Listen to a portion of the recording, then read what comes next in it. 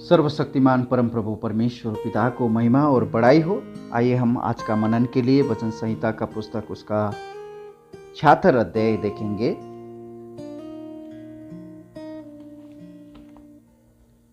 परमेश्वर यहूदा में जाना गया है, उसका नाम इस्राएल में महान हुआ है, और उसका मंडप सालेम में और उसका धाम सिय्योन में है। वहाँ उसने चमचमाते तारों को और ढाल और तलवार को तोड़कर निदान लड़ाई को तोड़ डाला है। हे परमेश्वर, तू तो ज्योतिर्मय है, तू आहेर से भरे हुए पहाड़ों से अधिक उत्तम और महान है। दृढ़ मन वाले लूट गए और भारी नींद में पड़े हैं, और सूरवीरों में से किसी का हाथ न चला।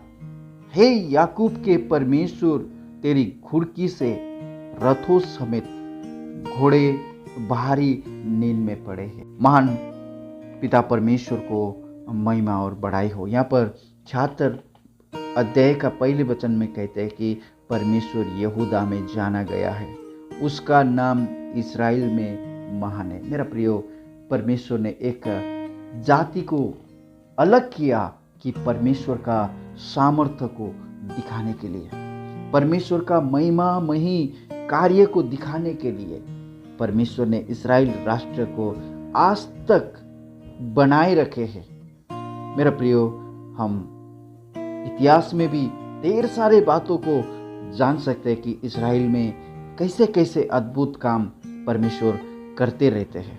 और इन सारे यादगार के समान भजन संहिता का पुस्तक उसका 76 अध्याय भी ये एक उत्सव का भजन कहा जा सकता है, क्योंकि जब हम दूसरा राजा के पुस्तक में 19वें अध्याय में हम अध्ययन करेंगे तो परमेश्वर ने उन यहूदियों को अश्शूर के राजा के हाथ से कैसे छुटकारा दिया, उसका 32 वचन में। इसलिए यहोवा अश्शूर के राजा के विषय में यूं कहता है कि वो इस नगर में प्रवेश करने वरन इस पर एक तीर भी मारने ना पाएगा, और ना वो ढाल लेकर इसके सामने आने या इसके विरुद्ध दमदमा बनाने पाएगा। जिस मार्ग से वो आया उसी से वो लौट भी जाएगा, और इस नगर में प्रवेश करने न पाएगा। यहोवा की यही वाणी है। मेरा प्रियो, अश्शूर का सेना ने जब इस्राएल में हमला किया था, उसी समय परमेश्वर ने इस्राएल के लिए एक दृढ़ता के वचन वहां पर दिए थे। हम देख सकते हैं उसका 34 वचन में कहते हैं, और मैं अपने निमित्त और अपने दास दाऊद के निमित्त इस नगर की रक्षा करके इसे बचाऊंगा। और 35 वचन में देखिए, उसी रात में क्या हुआ कि यहोवा के दूत ने निकलकर अश्शूरियों की छावनी में 1,85,000 पुरुषों को मारा, और भोर को जब लोग उठे तब देखा कि सब ही सब पड़े हैं। तब अश्शूर का राजा सनहेरीब चल दिया और लौटकर निनवे में रहने लगा। मेरा प्रियो, यहाँ पर देखा वो लोग इतना भारी सेना के साथ यरूशलेम को नामो निशान मिटाने के लिए वहां पर आए थे, परंतु परमेश्वर ने उनको किस तरह से मिटा डाला। 1,85,000 पुरुषों को एक ही साथ में, क्योंकि परमेश्वर का पवित्र वचन निर्गमन के पुस्तक उसका 4 अध्याय 22वें वचन में परमेश्वर कहता है, और तू फिरौन से कहना कि यहोवा यूं कहता है कि इज़राइल मेरा पुत्र वरन मेरा पहलौठा पुत्र है। परमेश्वर के लिए इस्राएल इतना प्रिय है मेरा प्रिय, और परमेश्वर ने इस्राएल को हर तरह से बचाया हुआ हम परमेश्वर का वचन में हम देख सकते हैं। भारी सेना लेकर शत्रु उनको हमला करने के लिए आने के समय परमेश्वर ने उनको कैसा शत्रु पर इस्राएल को विजय दिलाते थे। और भजनकार यहाँ पर एक उत्सव करते हैं। उसका पहले वचन से लेकर जब 3 वचन में देखेंगे तो वहाँ 3 वचन में वहाँ उसने चमचमाते तारों और ढाल और तलवार को तोड़कर निदान लड़ाई को तोड़ डाला। उनको हमला करने वाले शत्रु पर इस्राएल को किस तरह से उन्होंने विजय दिलाया, ये सारी बातों को यहाँ पर हम देख सकते हैं। और उसका 6 वचन में देखें तो और शूरवीरों में से किसी का हाथ न चला। हे याकूब के परमेश्वर, तेरी घुड़की से रथों समेत घोड़े भारी नींद में पड़े हैं। परमेश्वर यहोवा अपनी घुड़की के द्वारा सेना को सत्यानाश कर सकता है मेरा प्रियो। उनको कोई हथियार का जरूरत नहीं है। और 7 वचन में देखेगा तो परमेश्वर के सामने में कोई टिक नहीं सकता, केवल तू ही भय योग्य है। और जब तू क्रोध करने लगे तब तेरे सामने में कौन खड़ा रह सकता है। परमेश्वर को सामने में कोई भी खड़ा नहीं रह सकता मेरा प्रियो। और आगे का वचन में देखें तो परम प्रभु का न्याय हमेशा 2 भागों में अवस्थित है। एक है दुष्टता को नाश करना और दूसरा है पीसे हुए और जो कोई सिद्धाई से चलते हैं उनको छुटकारा देना। उसका 8 वचन कहते हैं, तूने स्वर्ग से निर्णय सुनाया है। पृथ्वी उस समय सुनकर डर गई और चुप रही। 9 वचन, जब परमेश्वर न्याय करने को और पृथ्वी के सब नम्र लोगों का उद्धार करने को उठा है। मेरा प्रिय, नम्र लोग जो कोई परमेश्वर के लिए जीवन बिताने के लिए आशा करते हैं, उनको परमेश्वर बचाना चाहते हैं। जब हम उसका 10 वचन में देखते हैं, निश्चय मनुष्य की जलजलाहट तेरी स्तुति का कारण हो जाएगी और जो जलजलाहट रह जाए उसको तू रोकेगा। मनुष्य के प्रति परमेश्वर का क्रोध उद्धार पाने वालों के लिए प्रशंसा का विषय हो सकता है।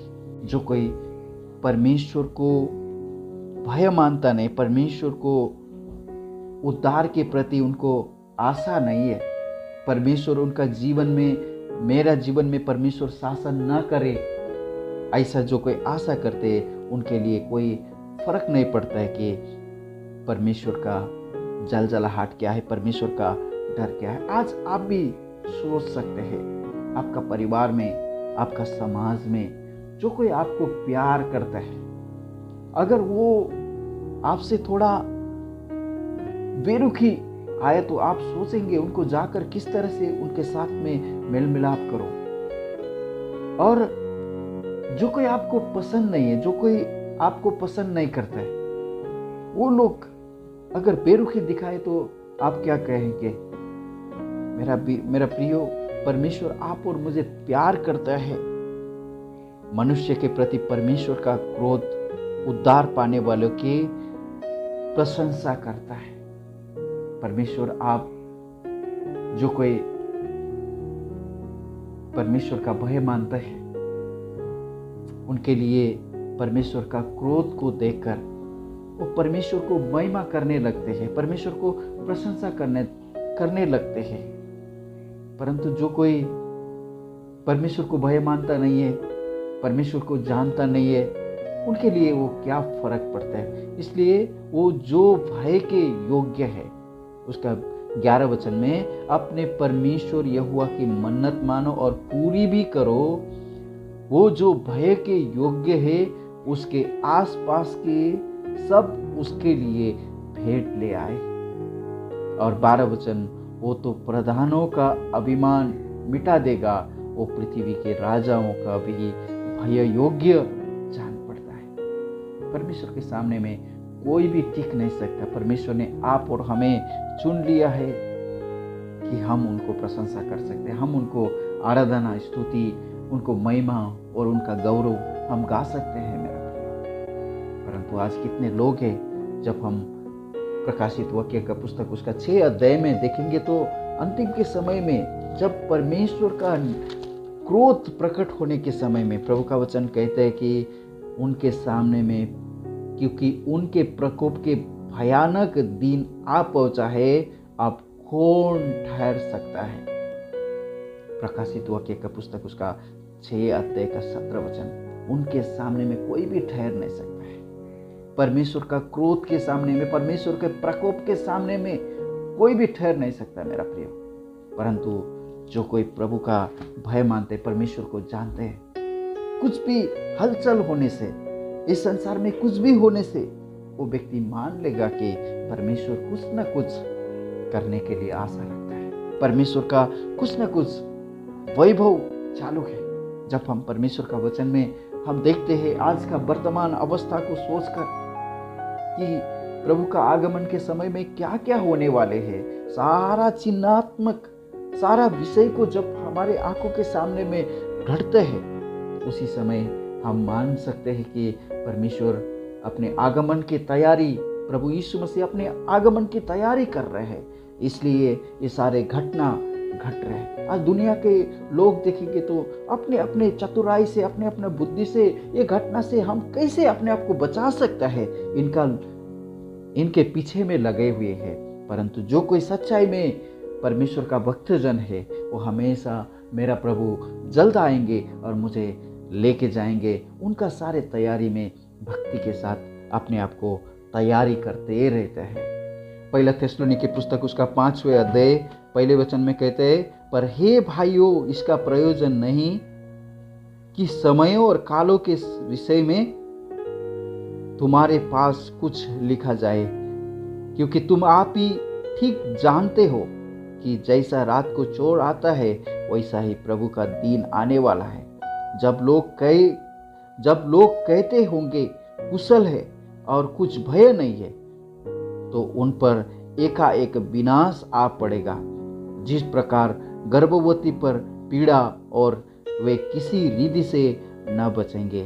पर हे भाइयों, तुम तो अंधकार में नहीं हो कि वो दिन तुम पर भी चोर के समान आ पड़े। मेरा प्रियो, परमेश्वर ने हमको आँख खोल दिया है। हम अंधकार के संतान नहीं है, हम ज्योति का संतान है। इसलिए प्रभु का वचन यहाँ पर हमने देखा उसका 76 अध्याय में कि परमेश्वर का कैसे भयानक, परमेश्वर अपने लोगों के लिए कैसे कैसे काम करते हैं, अपने लोगों का छुटकारे के लिए परमेश्वर कैसे कैसे काम करते हैं। क्योंकि प्रभु का वचन देखिए तो रोमी का पुस्तक उसका 8 अध्याय 28वें वचन में कहते हैं कि परमेश्वर को प्रेम करने वाले के लिए सारे सब कुछ मिलकर भलाई उत्पन्न करते हैं। प्रभु इन सारे वचनों के द्वारा आपको आशीष और अनुग्रह करे। आज का दिन आपको आशीषमय हो। प्रभु को धन्यवाद करते हैं। आइए पिताजी धन्यवाद करते, स्तुति करते वचन संहिता का पुस्तक उसका 76 अध्याय के लिए जो आज आपने हमें दिया प्रभु जी। और परमेश्वर पिता अपना लोगों के लिए आप क्या कुछ नहीं कर सकते हैं प्रभु, इन भजन के द्वारा हमने सीखा प्रभु जी। आप दया कीजिए, अनुग्रह कीजिए प्रभु। जितने भी लोग आपका ये वाणी को सुन रहे, आपका आवाज़ को सुन रहे प्रभु जी, उनका हृदय में आप कार्य कीजिए परमेश्वर पिता। परमेश्वर के लिए ईमानदारी होकर, भक्ति होकर जीवन बिताने के लिए प्रभु आप सहायता कीजिए। हमारा ये प्रार्थना उद्धारकर्ता प्रभु यीशु मसीह के नाम से मांगते हैं। सुनिए और ग्रहण कीजिए पिता, आमीन। May God bless you all.